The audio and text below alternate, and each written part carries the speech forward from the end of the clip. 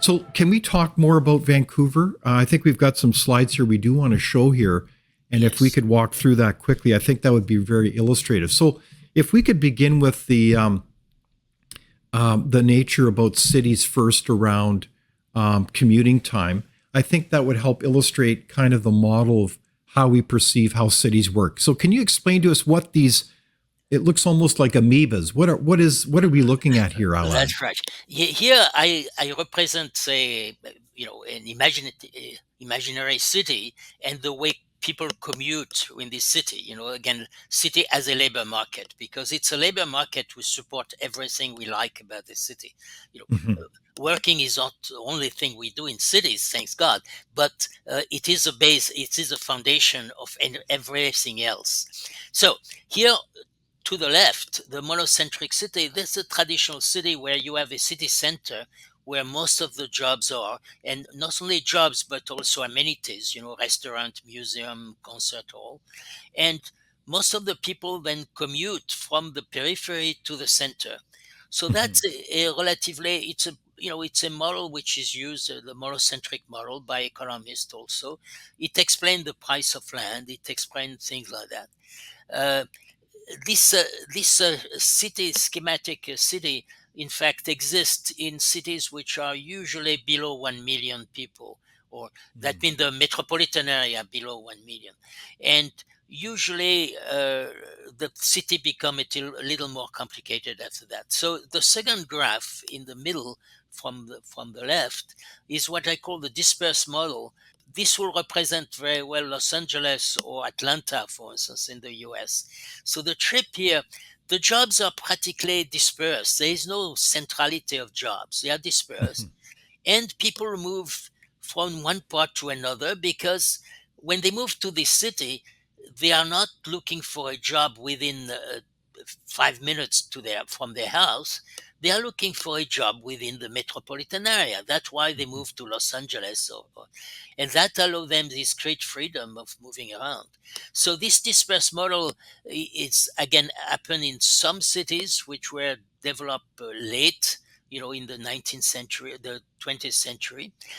The most common model is what I call the composite model, and Vancouver is part of that. Vancouver has a very strong center, uh, uh, and but it has also a lot of jobs which are dispersing in the suburbs, which has been Mhm. dispersing in the suburb, and so you have this monocentric form of transport, which is usually well served by metro or buses. Transit works well to serve those jobs, but you have also people who commute from one suburb to another suburbs, and that for the moment we have difficulties accommodating this type of trip, except by individual car, motorcycle, or eventually electric bicycle. But that's a bit reduced by, of course, the temperature. The weather is not always pleasant to bicycle. And then the last graph at the end is something that it doesn't exist in reality, but I put it because whenever I am asked to review a master plan for a city, I find this type of arrangement. The planners decided that they will have a number of small monocentric cities, and then everybody could walk or bicycle to their work, and then the problem is solved. And they assume that their planners are so clever that they can distribute people in the city so everybody will be within you have this idea of in Paris a 15 minutes walk from everything. So you have 15 minutes walk from the restaurant you prefer, from concert hall, from and from your job, that you will find it. The idea that you come to a city like Vancouver, but you will just select a job close to your house. This is not the way a labor market works. So Okay, so it just doesn't to clarify, exist, so but it's a distraction. You see, it's a distraction from the real problem.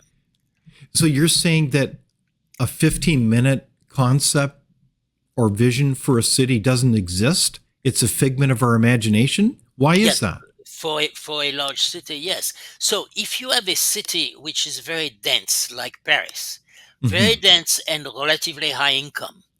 If you look at Paris right now, because of the very high density, uh, and the high income, you indeed have within 15 minutes, you have a bakery, you have pretty good Hmm. restaurants.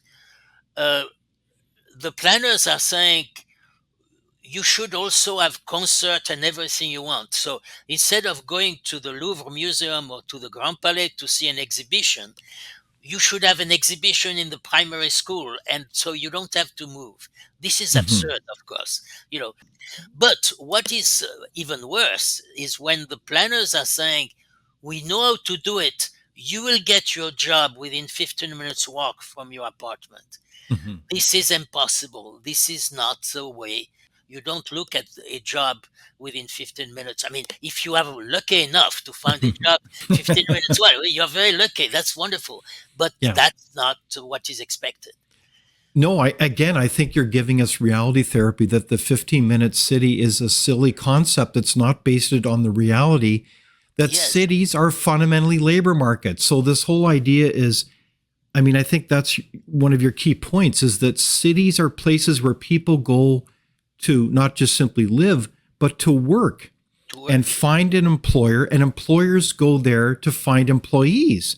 And Right, you yes. can't do that all within 15 minutes. It's totally absurd. Yes, if not, we will all be living in small villages. There is no point in Yes. coming to Vancouver. Exactly. Yes. Uh, Exactly. that So let's bring urban planning back to reality with a good injection of economics and practical insight about how cities really work as labor markets. So I think that's really a powerful summary. And this is where I think you are challenging us to think beyond the typical model of urban planning that is almost going overboard and overprescribing how people are going to live. So if we look at then good urban planning, because we know we need good urban planning, right, yes. what are the markers of a good urban plan simplified? It's giving the possibility to every household to select the quantity of floor space and land they want to consume where, the Hmm. location. So they can, you know, the same type of household at the same income may make different trade-off depending on their circumstances.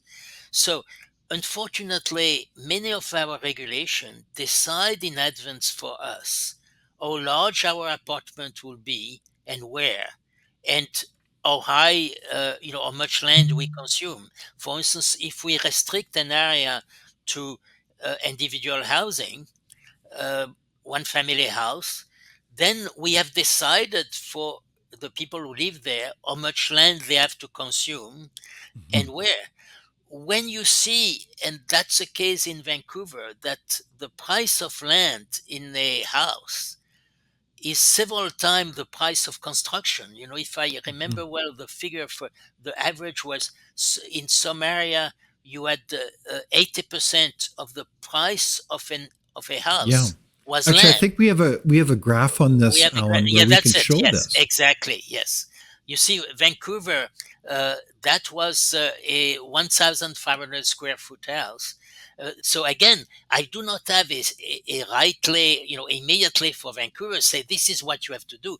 Probably you will have to do 10 things in order to get back to, the level of Winnipeg, where it's a normal. Hmm. Normally, the rule of thumb is that the price of land should be about 30% of the price of housing. Okay, so can you repeat that? So in a healthy In a municipality, healthy, a yeah, community. let's say market, the price of land will be about 30%. Exactly. So let the market function, let people make their choice and don't overbake it in terms of this planning nonsense, because you're going to undermine the livability and affordability of people in these communities.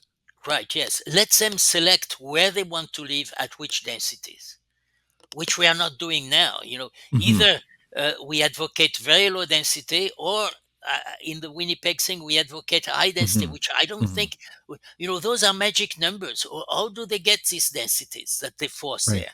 Yeah. Whether they are low or high, these are completely arbitrary. It's in the mind of the planner. He said, this will be a good density. There is no reason Yeah. for it.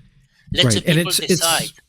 Yeah, and it's entirely presumptuous because then you have a bunch of quote experts imposing all these regulations on people's lives and they don't know what they're doing because they're not grounded in the reality That's of right. Yeah. cities as labor markets and the nature of the markets and how they need to function. Right, yeah, yeah. The price of land, sometimes the price of land is distorted again by Hmm. regulation, by subsidies, by all sort of things. But we should try to have a price which reflect demand as much as possible. Exactly. Prices are the way to manage our economy. And as soon as you distort prices, then of course our economy doesn't function as well. Right on. So, Alan, from your perspective, I mean, you were the preeminent urban planner for the World Bank and so many other jurisdictions around the world. Where has this movement really come to drive towards so-called 15-minute cities and these efforts to become what is it net zero by 2050? Like, is that really what's helping to drive this kind of movement? It's almost like a religion that You, people assume that this is the way we're going to live. you are right, and I wonder why. Because things have been getting worse in the last 20 Hmm. years, and Hmm. I have only a supposition why, and it's worldwide. We have the feeling, and a lot of planners think that they could design a city the way you design an iPhone. You cannot decide in advance as a planner who will work with and live where, because Indeed. this is an individual decision. This is an Exactly. individual decision.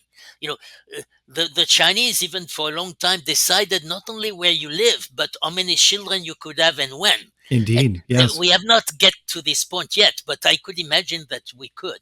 But this is a very powerful conversation, Alain, because you are grounding us in the reality of how cities work based Yes, on the market and economic decisions, individual decisions. And we start off with a conversation that cities are really about observing about how the people in that city behave and yes, how do we facilitate their higher quality of life rather than undermine it. And so I just think it's a fascinating conversation because you're basically reminding us that we need to be humble when it comes to yeah, this whole yeah, idea that we as experts can somehow plan the future out as cities and not respect the fundamental complexity that central planning does not work. exactly, exactly. Yes, that's why I have argued against the word using the word vision for a planner or even a mayor. You know, Yeah. I I've said some. I didn't make that many friends with these words, but I said a good mayor is a good janitor, and a planner should be a good janitor. He should Mhm. find what is required in order to make the city work. Well, I like the way you think, Alain Bertaud. It's been a pleasure talking with you about how cities work and how we can serve and facilitate the livability of cities and, like janitors, serve the people. Thank you. Without open discussion and debate, you're not thinking, nor are you free. Comment below. We'd love for you to join the conversation.